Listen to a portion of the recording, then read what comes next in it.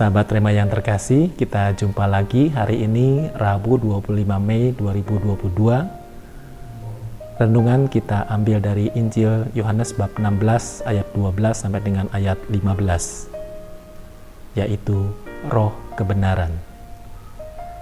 Saudara-saudaraku yang terkasih, kita tahu setelah kebangkitan dari alam maut, Yesus naik ke surga, dan Yesus selama 40 hari berada bersama dengan para murid. Setelah itu, ia naik ke surga.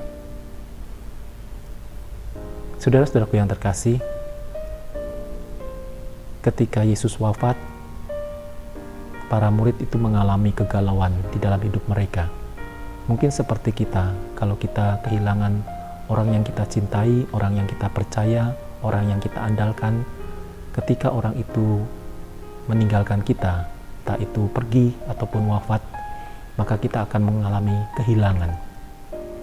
Kehilangan merupakan pengalaman yang buruk dalam diri kita. Tetapi kita tidak bisa tinggal diam dalam kehilangan itu. Kita harus bangkit, kita harus menumbuhkan semangat yang baru. Oleh karena itu, setelah wafat dan kemudian bangkit dari alam maut, Yesus selalu menampakkan diri kepada para muridnya, memberikan keyakinan bahwa Yesus bangkit, Yesus hidup kembali dan ada di tengah-tengah mereka. Tetapi tidak serta-merta para murid itu mengalami kebangkitan juga, pulih dari kegalauannya itu. Maka dalam Injil kita mendengarkan bahwa Yesus berkali-kali menampakkan diri kepada para murid, ya. Ketika mereka masih dalam keadaan ketakutan, masih dalam keadaan lemah, kacau dan sebagainya, Yesus selalu mendampingi mereka dan memberikan keyakinan bahwa Dia telah bangkit.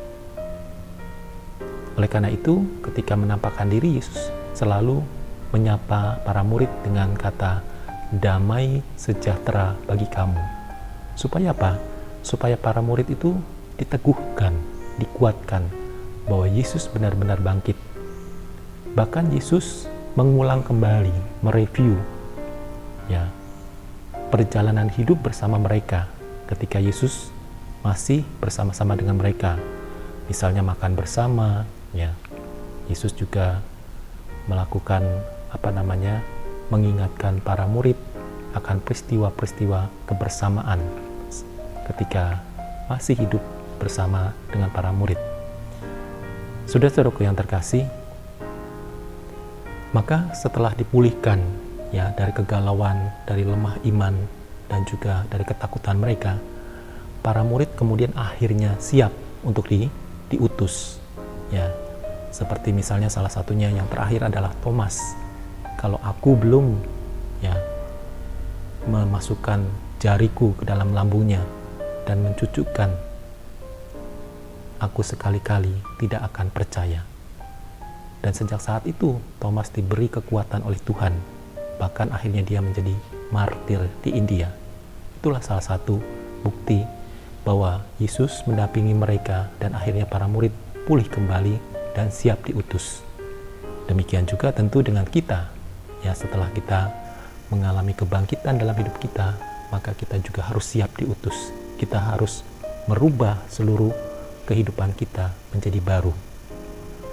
Oleh karena itu, saudara-saudaraku yang terkasih, maka Yesus tidak begitu saja melepas mereka ketika ia akan naik ke surga, yang besok kita rayakan hari raya kenaikan Tuhan.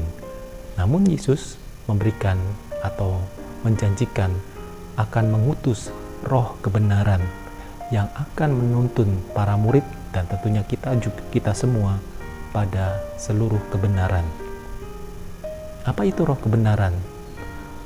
Roh kebenaran adalah roh yang berasal dari Allah dan Allah sendiri, yang selalu memberikan segala sesuatu yang benar di dalam kehidupan kita. Yang benar berarti yang baik. Oleh karena itu, di dalam kehidupan kita, segala sesuatu yang baik selalu adalah benar, selalu adalah berasal dari Allah sendiri. Itu indikasinya, segala sesuatu yang baik pasti berasal dari Allah. Kalau tidak berasal dari Allah, maka akan sirna, akan musnah. tetapi segala sesuatu yang berasal dari Allah akan kekal abadi. Nah, kita pun akhirnya akan mengalami keabadian kalau kita mengikuti jalan kebenaran yang telah disediakan Tuhan bagi kita.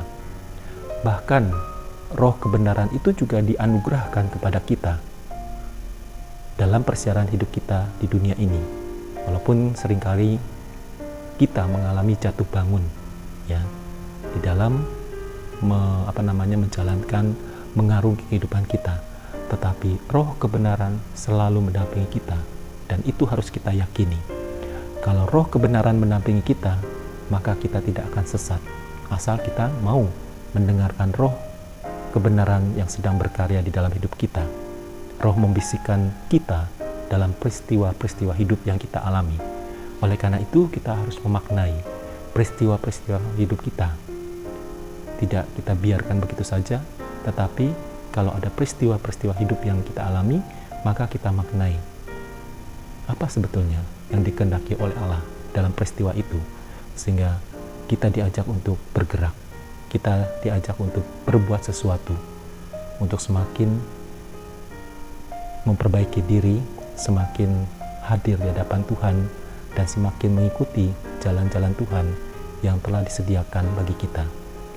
Oleh karena itu, saudara-saudaraku yang terkasih, kita bersyukur karena kita telah dianugerahkan roh kebenaran yang akan menuntun kita pada seluruh kebenaran, dan akhirnya kita boleh hidup dalam kebenaran, yaitu keselamatan yang kita terima dalam hidup abadi.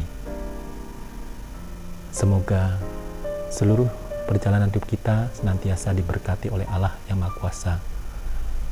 Keluarga Kudus di Nazaret, doakanlah kami.